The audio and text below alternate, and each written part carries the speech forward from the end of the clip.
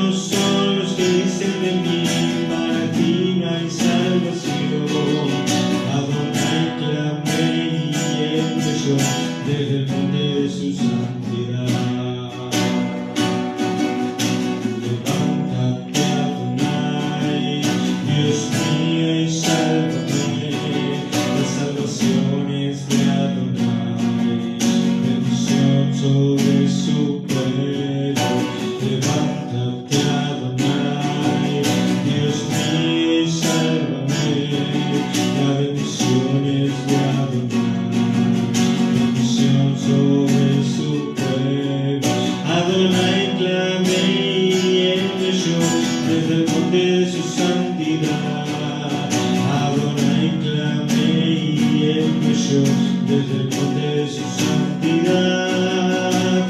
Muchos son los que dicen de mí, para ti no hay salvación. Adonai clamé y él me oyó desde el monte de su santidad. Toma Adonai, Oshienu Elohai, Adonai Bajeshua, Araja Virjateja. Toma Adonai, Oshienu Elohai, Adonai Bajeshua, Araja Virjateja.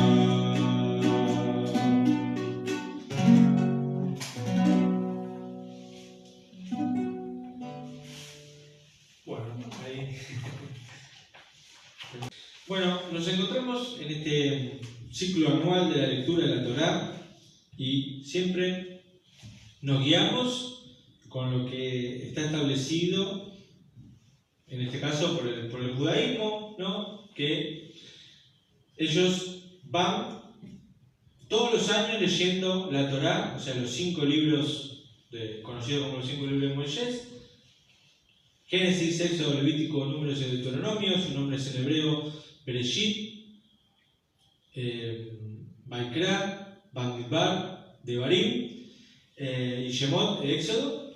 Son los libros en hebreo y ellos han planeado 52 semanas para poder leer la Torá por completo, en todo el año, ¿no? Y nosotros compartimos porque Yeshua, el Mesías, cuando habló frente a la sinagoga, ¿no? Sobre el libro de Isaías que le tocaba leer, es justamente después de haber compartido algo de la Torá, y siempre se lee en cada Shabbat una para allá, y ese día tocó justamente a Yeshua, le tocó lo del libro de Isaías.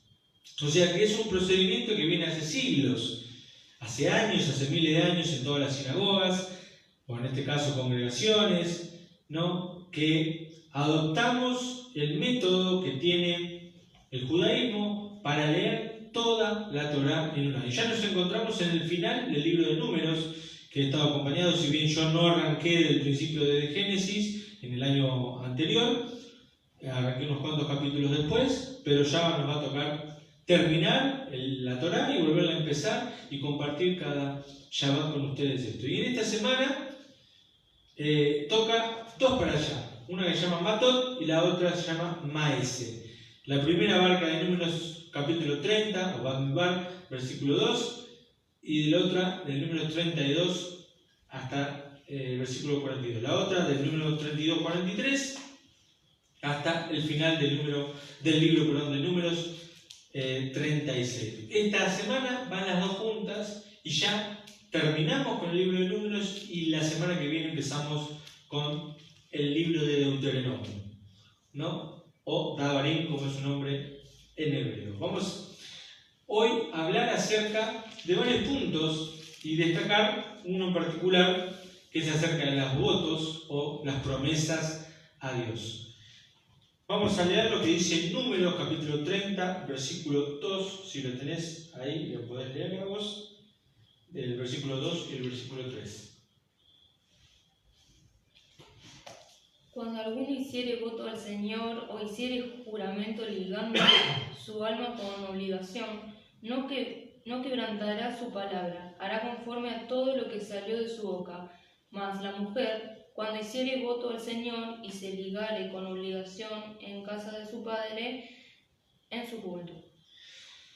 Bueno, leyéndolo en la traducción del hebreo al español, dice: habló Moisés a los jefes de la tribu de los hijos de Israel diciendo: esto ordenó el Señor, varón que hiciere voto al Señor o jurare juramento que le obligare un deber sobre su alma, no violará su palabra, como todo lo que saliere de su boca, así hará. Vemos que tanto en la versión español, Reina Valera, como en la versión hebrea, no cambia mucho lo que es la escritura. Si bien ya sabemos lo que conocemos de la escritura, los nombres traducidos están mal, ¿no? En la Reina Valera, pero de todas maneras, más allá de lo que puedan llegar a decir muchos, la traducción Reina Valera no es tan desacertada como muchas veces nos quieren también hacer creer o pensar, ¿no? De hecho, Casidoro de Reina y Valera recurrieron a un rabino judío para que les ayudara a traducir lo que nosotros conocemos como el Antiguo Testamento, ¿no? Acá vemos claramente que el Señor ordena que cada uno que cumpla un voto o un juramento a Dios debe cumplir ese voto que hizo. Después vamos a leer, o sea, si siguen leyendo, que así como para las mujeres, como para el hijo, cuando hacían un voto quizás a la ligera y lo escuchaba el padre, el hombre lo podía cancelar ese voto porque quizás era algo que había salido a la ligera, ¿no? Pero tenemos varias enseñanzas a través de la Escritura acerca de los votos a Dios, ¿no? Y a través de los profetas también el Señor aclaró que no está bien juramentar o hablar algo y no cumplirlo, ¿no? Si hacemos un voto al Señor, lo debemos cumplir, ¿no? Tenemos el caso también en la Escritura de Jefté, un juez del pueblo de Israel, que para que ganara su pueblo, ¿no? Prometió el Señor que la primera persona, o sea, si él salía triunfador en la batalla, la primera persona que viniera a su encuentro, él la iba a entregar al Señor, ya sea para sacrificio o para apartarla para Dios. Entonces, Jefté ganó la batalla y cuando llegó a su casa se dio cuenta que la que salía a recibirlo, la primera persona que salía a recibirlo era su hija. Entonces, si bien el texto pareciera dejarnos en claro, ¿no? O para muchos la interpretación es que Jefté sacrificó a su hijo, para otros es que Jefté hizo que su hija permaneciera virgen hasta el día de su muerte, ¿no? Se apartara y fuera apartada para el Señor, ¿no? Cualquiera de las dos cosas que tuvo que padecer su hija fue por una negligencia, en este caso de Jefté, y nos deja la Escritura ahí en claro que no tenemos que tomar nuestros votos a la ligera, no podemos prometer a Dios o hablar por hablar delante de Dios. De hecho, en los 10 mandamientos está: no tomarás el nombre de Dios en vano, ¿no? Y el Señor también nos enseña que muchas veces nosotros pasamos situaciones o momentos donde el Señor nos prueba y con lo que decimos y hablamos somos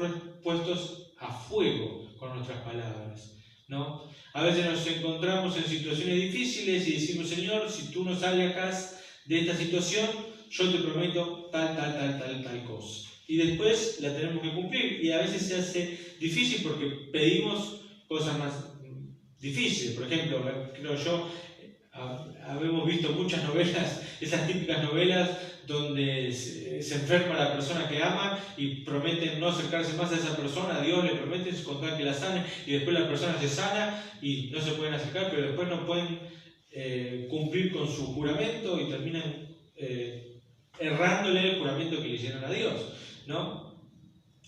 Y quería compartir también algo que nos enseñó Yeshua el Mesías, que lo podemos leer en Mateo 5, capítulo 33, en adelante, dice: también han escuchado que se dijo a sus antepasados: no jurarás falsamente, sino que cumplirás tus juramentos a el Señor. Pero yo les digo que mejor nunca juren, ni por el cielo, porque es el trono de Dios, ni por la tierra, porque es el estrado debajo de sus pies, ni por Jerusalén, porque es la ciudad del gran Rey. Ni jurarás por tu cabeza, porque es imposible que hagas en ella una parte del cabello negro o blanco, sino que tu hablar sea sí, sí y no, no, porque lo que es más de esto procede del mal, ¿no? Ahí Yeshua nos enseña, ¿no?, que quizás no es la mejor manera de relacionarnos con Dios juramentando, perjurando, diciendo: Señor, te juro tal cosa, te juro tal esto, sino que eso quizás viene más del maligno, porque muchas veces no podemos cumplir con nuestros votos.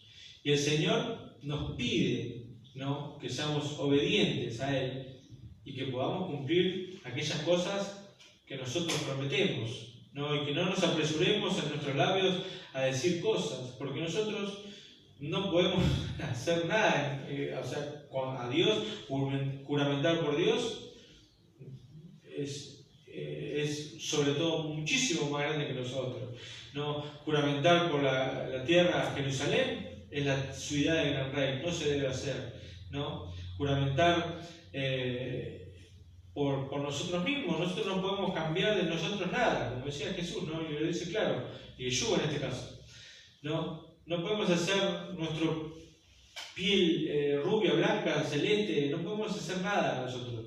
Entonces debemos, con nuestra palabra, mejor que sea sí, sí y no, no, y no andemos juramentando para después caer en una falta grave delante del Señor, en un juramento que no podemos cumplir o que no podemos llevar a cabo. Y si lo hacemos, debemos cumplir con aquellas cosas que prometemos y decimos al Señor, ¿no? También vemos en la lectura de la Parashá que empieza Israel a desprenderse de su líder Moisés, porque ya llegó el tiempo, ¿no?, de su partida, y que el Señor le aclaró que él no iba a entrar en la tierra prometida, pero vemos que Moisés dejó a cada una de las tribus establecida ya la suerte que le iba a tocar cuando entraran y conquistaran la tierra, ¿no? Es por eso que Dios le pide a Moisés que antes de que él parta haga la venganza contra el pueblo de Madián. Recordemos que los hombres de Madián, influenciados por el profeta Balaam, ¿no?, le aconsejó que sus mujeres se acostaran con las mujeres del pueblo de Israel, y esto hizo que el pueblo de Israel cayera en maldición, en las tentaciones, ¿no?, humanas, y se apartara de Dios y empezara a cometer errores. Por eso lo vimos en la semana pasada, cuando el nieto del sacerdote Aarón, con una lanza atravesó a aquel que venía a traer una mujer, que era Cosbi, la hija del príncipe Sur, y que en esta para allá leemos que su padre, o sea, Sur, muere en esta batalla cuando Israel derrota a los 5 reyes que había en Madián, ¿no? Y también matan o ejecutan a Balaam porque había influenciado sobre el pueblo de Madián de mala manera, ¿no? Y de esta forma se proclama la venganza que Dios había pedido contra los enemigos de Israel, ¿no? Entonces después también leemos que otras tribus como Rubén, Gad y Manasés le piden a Moisés subir y atacar ciertas ciudades para que sean suyas, y el pueblo de Israel empieza a edificar ciudades, ¿no?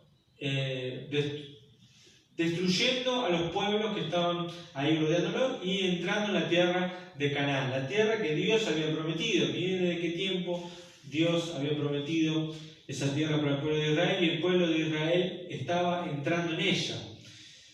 Una discusión que tenemos de mucho tiempo, ¿no? Con los pueblos, con el pueblo de Israel, con los países árabes que están alrededor, ¿no? Y que Dios la prometió hace miles de años y la tierra le pertenecía a Él, como dijo, y se la dejó para el pueblo de Israel. Y había otros pueblos ahí y Israel la tuvo que conquistar, ¿no? Estamos hablando acá más o menos de 1400 años antes de que se produjera la llegada de Yeshua a la tierra, ¿no? Y el pueblo de Israel iba tomando ciudades. Y también vemos a través del libro de historia, ¿no?, que las ciudades que pertenecían al pueblo de Canaán eran ciudades fortificadas y que después de haber sido conquistadas por estos pueblos, ¿no?, que quizás la historia no puede reconocer exactamente lo que dice la Biblia, que fueron conquistadas por el pueblo de Israel, pero aparentemente las que conquistaron esas ciudades lo hicieron con menor conocimiento de la arquitectura de lo que tenían antes, ¿no? O sea, los formadores de esas ciudades fueron derrotados, atacados, y esto avala lo que está diciendo la Biblia. Vinieron gente que venía de la tierra de Egipto, que eran esclavos, que pasaron por el desierto y se ponían a construir ciudades, levantar ciudades donde habían destruido otras ciudades que antes eran más imponentes de lo que ellos podían llegar a levantar, ¿no? Por eso que entonces Moisés después describe toda la ruta que el pueblo de Israel hizo desde que salieron de Pesaj, del faraón de Egipto, hasta todos los lugares, y eso nos permite, a aquellos que nos gusta y saber los caminos de Dios, por dónde anduvo todo el pueblo de Israel en el desierto, las vueltas que dio, por dónde caminaron. De hecho, creo que en Biblia de Estudio vas a encontrar mapas donde podés encontrar cada lugarcito donde estuvo el pueblo de Israel detenido hasta que pudo rodear la tierra de Canaán y entrar en la tierra que Dios le había prometido. Anticipadamente, Moshe reparte la tierra y dice: cuando ustedes la conquistan, esto es para cada una de estas tribus, ¿no? Sabiendo que esas tribus iban a conquistar la tierra y teniendo la certeza y la seguridad que Dios había entregado esa tierra para el pueblo de Israel. Vamos a leer, así como empezamos con el principio de la parashá, vamos a leer el final de la parashá, que está en Números 36, en el versículo 13. Dice así: estos son los mandamientos y los preceptos que ordenó el Señor por intermedio de Moisés a los hijos de Israel en las llanuras de Moab, sobre el Jordán, frente a Jericó. Estos son los mandamientos y preceptos que ordenó el Señor por intermedio de Moisés. Es el Señor el que le ordena a Moisés los mandamientos, las ordenanzas, los estatutos, las enseñanzas que nosotros encontramos en la parashá. Como lo he compartido muchas veces y siempre me ha llamado la atención, ¿cuántos versículos encontramos, quizás en la Escritura, ¿no?, en donde el escritor se esfuerza porque se entienda que los mandamientos son de Dios, mandamientos que Dios le dio a Moisés? Estos son los mandamientos que Dios le dio a Moisés. Estos son los mandamientos que Dios le dio a Moisés. Para que quede claro que los mandamientos y las ordenanzas y los preceptos y esos estatutos que eran para el pueblo que iba formando, para el pueblo de Israel, y para todos aquellos que se querían unir al pueblo de Israel y querían vivir bajo la ala del pueblo de Israel, siguieran esos mandamientos, estatutos, preceptos y enseñanzas de parte de Dios. Son de parte de Dios, ¿no? Va a ser conocida como la ley de Moisés, erróneamente, así como nosotros erróneamente también decimos Antiguo Testamento, erróneamente decimos Santa Cena, erróneamente se dice que Jesús instaló la Eucaristía, erróneamente enseñamos palabras que no son y que nunca estuvieron en parte en la Escritura, ¿no?, y que van a ser conocidas mundialmente así, pero que en realidad no están bien, ¿no?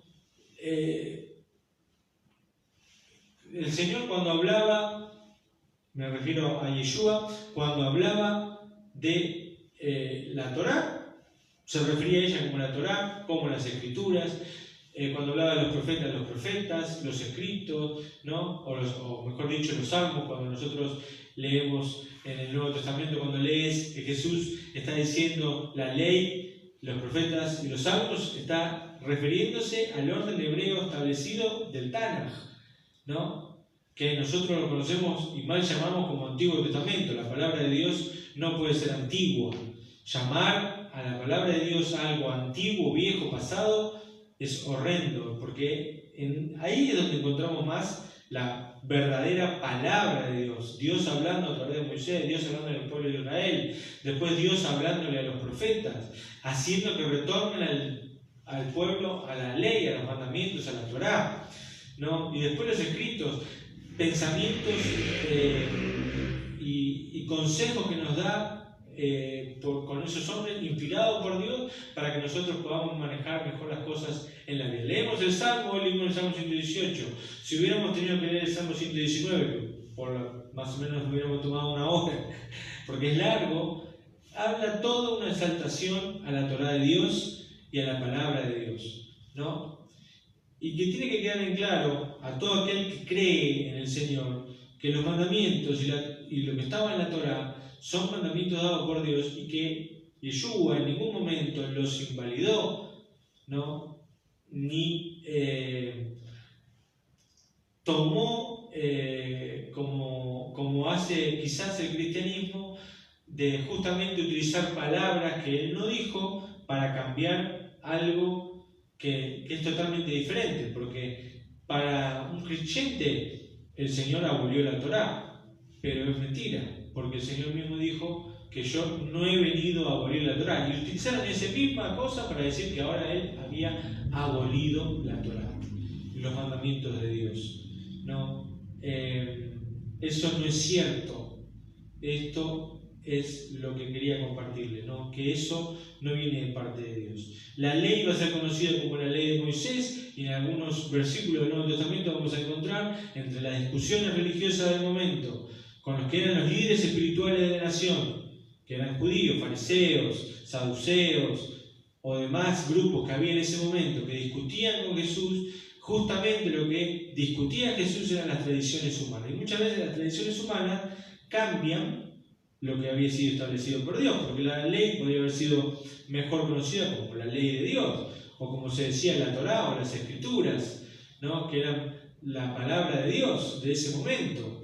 Yeshua, cuando hablaba de las Escrituras, hablaba de todo el Tanaj, o sea, todo lo que nosotros conocemos como el Antiguo Testamento, ¿no? Cuando Pablo dice toda la Escritura es apta para la enseñanza de Dios, en ese momento no existía el Nuevo Testamento como tal, estaba en formación. De hecho, las cartas de Pablo, muchas son escritas primero antes de que se pudiera formar los evangelios, ¿no? El Evangelio de Marcos es el primero que se escribe, luego el de Mateo, luego el de Lucas, y el más tardío es el Evangelio de Juan, que justamente, y es para otro capítulo, es el que más discusiones podemos encontrar con algunas cosas que no se ven tan claras o que son conceptos medios cambiantes con el Jesús que vemos en Mateo, Marcos y Lucas, ¿no?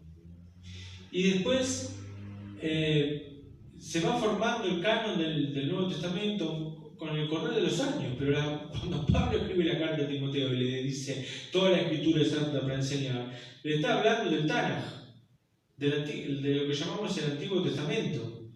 Y cuando Pablo exalta a alguno que está leyendo las Escrituras, recuerdo haber leído, ¿no?, que él era instruido en las Escrituras, y los primeros discípulos que eran elegidos, ¿no?, en las congregaciones mesiánicas tenían que ser llenos del Espíritu de Dios y tener conocimiento acerca de las Escrituras. ¿Y qué Escrituras iban a tener si todavía el Nuevo Testamento no existía? Podían tener algunas cosas escritas, palabras escritas de Jesús, pero todavía estaban en plena formación.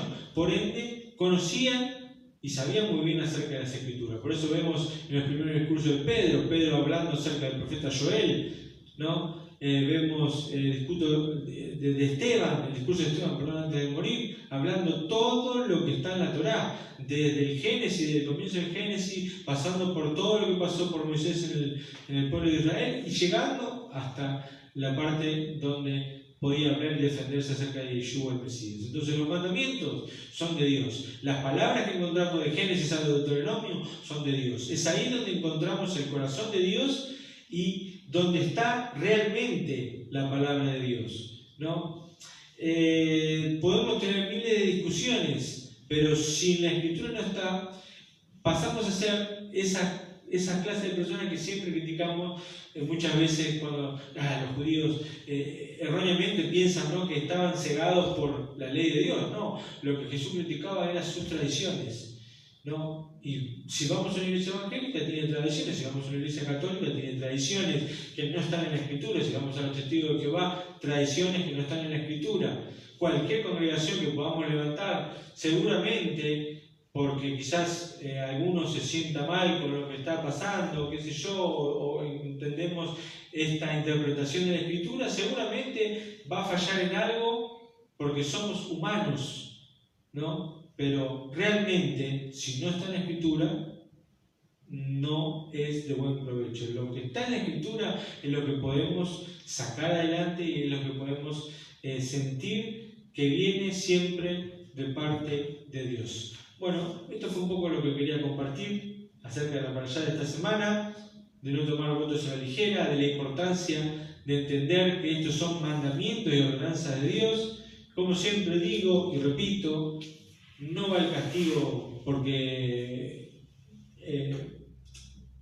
no te van a tirar con piedras porque no guardas los mandamientos. Eso no es lo que uno está enseñando, sino que uno está tratando de poner por primero la Escritura y la palabra del Señor, reconociendo al Dios de Israel por primero, ¿no? La alabanza viene siempre del Señor.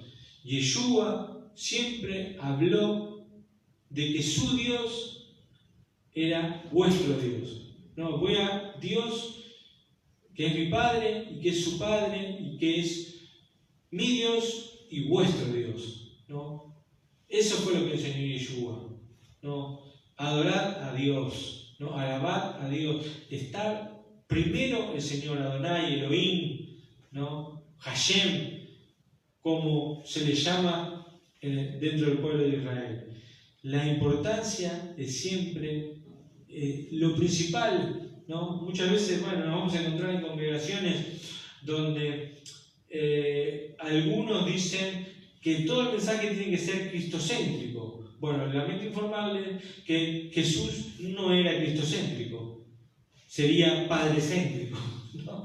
Porque hablaba del Padre, predicaba de las Escrituras, hablaba de las Escrituras, y ni por asomo se iba a poner en reemplazo de Dios, porque a veces vamos a una congregación y ni escuchamos de Dios Padre, ni escuchamos de Adonai, ni escuchamos del Dios de Israel. No se escucha. Todas las canciones van dirigidas a Jesús, todas nuestras oraciones van dirigidas a Jesús, todas las letras son cambiadas, quizás empiezan hablando de Dios Padre, pero después se van a letras que hablan de Jesús. Todo el mensaje es sobre Jesús y algunos se apoyan en que dicen, no, el mensaje tiene que hablar de Cristo. Si no habla de Cristo no sirve. Si el creador de todas las cosas es el Señor, si es Adonai, el que envió a su Hijo para la muerte por nuestros pecados fue Adonai, el que tuvo mayor amor por nosotros fue Adonai, Dios Padre. El Dios Padre es el que envió a nuestro Mesías Yeshua al madero para que nosotros tengamos redención y podamos ser parte también del pueblo de Dios, del pueblo bendito de Israel, ¿no? Bueno, eso es un poco lo que quería compartir. Espero que haya sido de bendición y nos reencontraremos seguramente el próximo Shabbat.